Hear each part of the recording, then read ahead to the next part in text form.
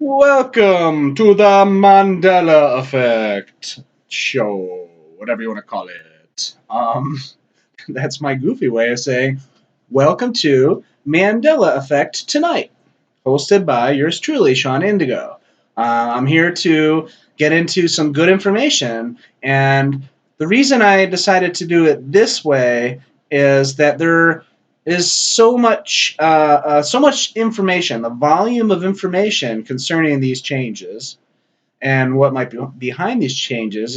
It's getting very chaotic, and I think the good information, and there are plenty of really good Mandela Effect researchers out there who are doing a great job and are providing sound arguments and relatively wise interpretations. But there are others out there, a lot of others out there who are propagating fear-based thoughts and fear-based reasoning, and whether that's because that's what they truly believe or there's some other reason, agenda, finances, or whatnot, that they're doing it, there is a lot of fear spreading out there. And that's bullshit, because this Mandela effect and these changes we're seeing is really a really good thing, and it's a very promising, optimistic, feel-good story of reality that we're going through now. So all that fear-based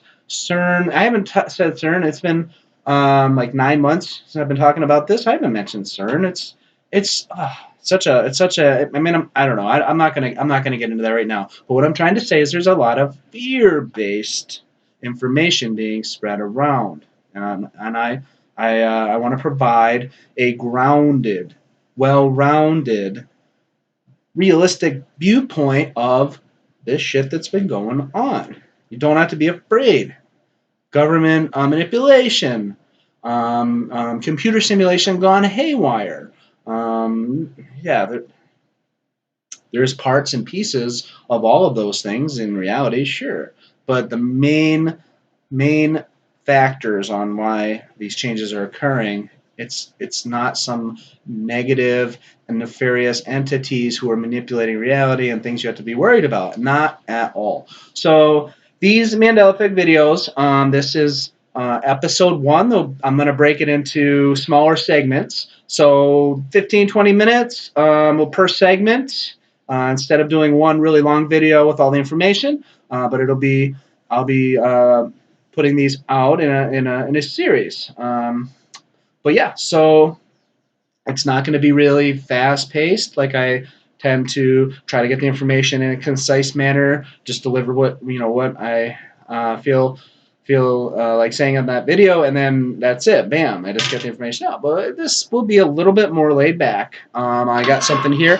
Pardon the crudeness. I'm not going for a polished kind of presentation. I'm using what I have available right now. So if you want to comment on the insert your negative adjective here of this setup, fine, feel free. But I'm telling you ahead of time, I get it. It's not polished. This is not polished. But anyway, so I have categories. These are categories. Now, of course, on the webcam, it's coming in reverse. It's coming in like a mirror image. So I'm using a mirror so that you can see what it looks like when it's not a reverse image. A little hard to see, but we're going to play. We're going to hit the spinner, and it's going to spin it around. It's going to tell me what topic to talk about. And I have numerous examples out of each category. We'll go through them over time. So what they are is, as you can see here, maybe not, I don't know. I mean, I guess it depends on the quality of the image you're looking at, but you have quantum jumping. It's right here, quantum jumping. Mandela Effect critics. That's a pretty good one, huh? People giving reasons. These will be about the reasons that people say that the Mandela Effect is a bunch of bullshit. That'll be a fun one, right? Maps, awesome, right? Maps, general Mandela Effect. So that would be your content you get typically from me anyway, but now it'll be in its own category on this show. And then comp memories. That's complementary memories. In other words, specific examples that where something changed, and it's not just like, oh, I remember it differently. This is about me personally, but I have a specific complementary memory to verify the legitimacy, the accuracy of the change. So that's basically saying to someone who doesn't think this is real, yeah, good luck trying to shoot this one down. Complementary memory, and if it's a strong complementary memory, good luck to the critics on saying that that's not correct.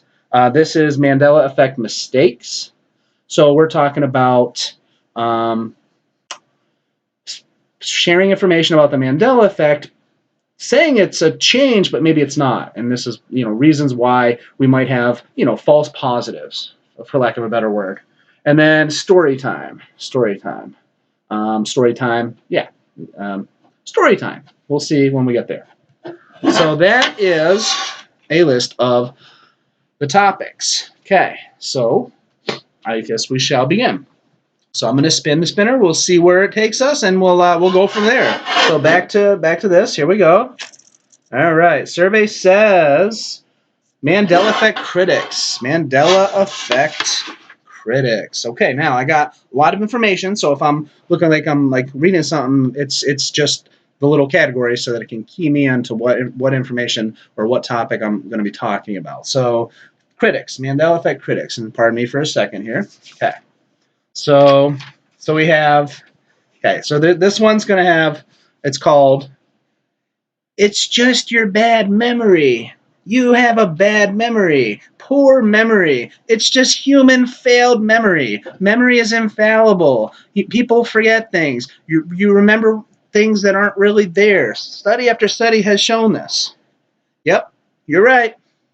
That doesn't mean that all these people who are experiencing these Mandela Effect changes are wrong because they're not remembering it right. That's an absolutely weak argument. It's borderline pathetic. It's the go-to argument. It's kind of a lazy argument. Oh, bad memory. Now listen. If you're not comfortable with the idea that reality is changing practically right before your very eyes, and it freaks you out, so you're trying to rationalize it so that you don't like feel unstable mentally. Yes, I respect that, and I'm not trying to push anyone into anything they're not comfortable talking about, doing, thinking, etc. No, but if you're using this argument and you're comfortable and standing strong and trying to fight the fight against people who are saying that they've experienced these changes, and you're saying no, it's a memory issue. There's no way it's a memory issue. Wrong. Let me explain something. Okay, here's a couple reasons why that's just a horribly weak argument. Okay. The Berenstain Bears, also known as the Berenstain Bears. Approximately 90% of people who are familiar with those cartoons or books remember it with an E. Let me repeat that. Almost everyone, the vast majority of those familiar with the Berenstain Bears remember it with an E. If it was a bad memory, how the hell did 90% approximately remember it wrong? That doesn't make a lot of sense, does it? So with the sheer volume, so at that percentage, the sheer volume of numbers of people that you can line up. Let's say we were giving away $1,000 for someone let's say we would come to you and we give you $1,000 and you'd have to just tell us your experience under a lie detector test about the Berenstain Bears, what you remember. Is it an E or an A? And you would get like millions of people who would want the $1,000 each. So you get millions of people doing this. Obviously, that's not realistic. But if you could solicit that and ask all these different adults about what they remember on the Berenstain Bears, you could cherry pick, let's say, 1,000 teachers, 1,000 English teachers as a profession, as a grown-up now, who have childhood, teenage, and adult memories of the Berenstain Bears spelled with an E. You could literally take 1,000 academic English teachers, line them up, who remember E, and you could talk to them about their memory. Bad memory? Bullshit. All right. Another point on why bad memory is a really poor, pathetic argument against Mandela Effect. So you're telling me that people who remember something different it's based on a bad memory, then how do you explain the people who claim to remember Madagascar differently? Almost all of them remember the same wrong, beep, beep, same wrong changes. They all remember the same wrong changes. That they consistently say that Madagascar was lower, more south. It was smaller. It was closer to Africa. And most importantly, just about everyone who says Madagascar has changed for them remembers it being an animal preserve where scientists go there, and if you're lucky, you get like to go there for some research thing, but it wasn't like it wasn't inhabited. So yeah, that's if it was a bad memory issue, then it doesn't make any sense when the people who are remembering something differently remember the same differences. Okay, so that is that. Now, next spin coming up, guys. Again, forgive me for the if it's not polished. Polished meaning fancy enough for you. I'm sure it's more interesting than my kitchen. So hopefully this will be interesting for you. All right, next spin of the wheel. We got Mandela Effect mistakes. Okay, we're having a theme here. Mandela Effect mistakes. Alrighty, so Mandela Effect mistakes. Okay, so here is this category is basically where I am identifying. There's no guarantees here. This is possible mistakes being made where something is identified as a change, but maybe it's not. Maybe it's not. Okay, so one of those would be recent things that have recently changed, like they've actually recently have been changed. Like let's say a car logo has an update. Okay, so if that's a recent change, and I'm not saying I've seen this, but that's an example. A car logo change, people are like, hey, look, Mandela Effect, this is crazy, it's a reality change, what's going on? But they had changed their logo 10 years ago, and the old logo you remember is readily available. Okay, so couple examples would be Kazakhstan. Kazakhstan is the largest landlocked country in the world. I think it's the 10th largest by size. Kazakhstan, over by Mongolia.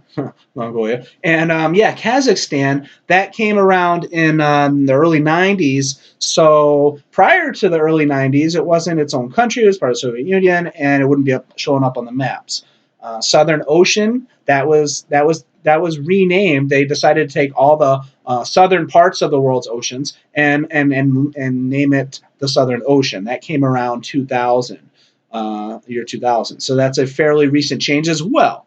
So and that could be perceived as a change. And I'm not saying that it's not possible that you lived in a reality where there was no Southern Ocean ever, now it's there. I'm just saying that's a candidate for maybe some misunderstanding.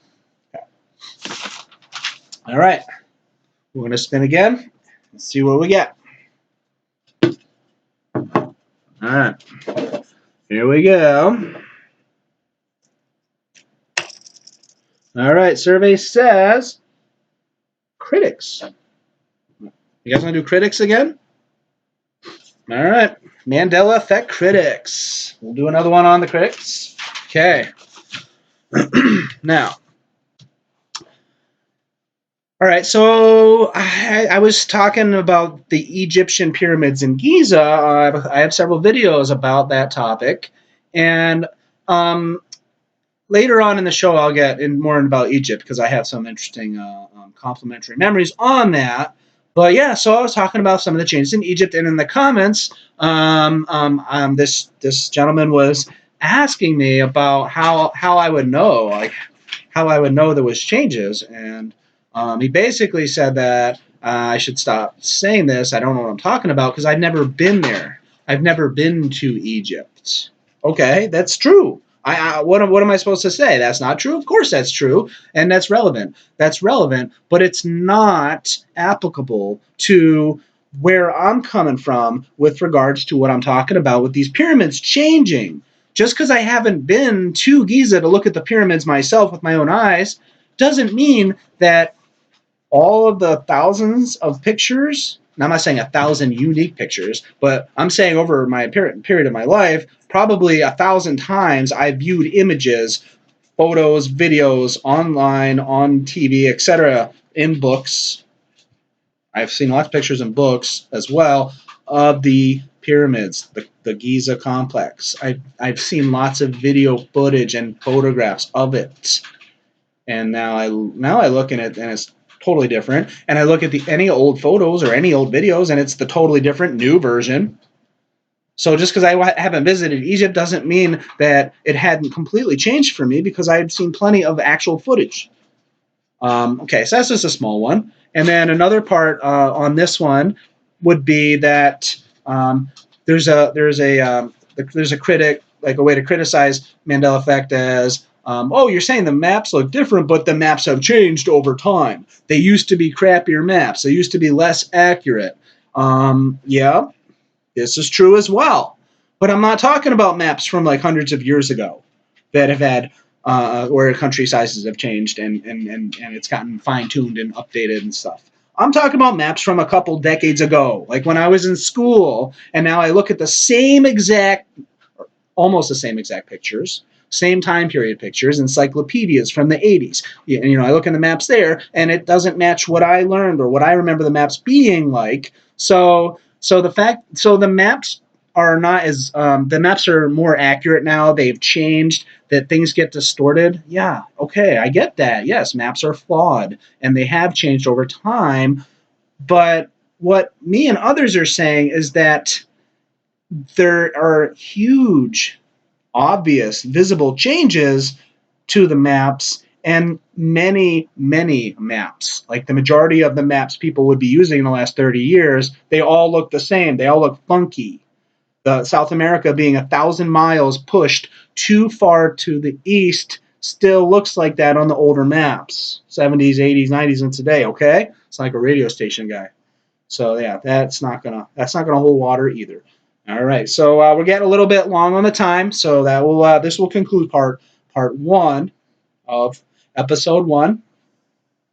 Okay, Mandela Effect Tonight, and I will see you guys again soon with more of the program.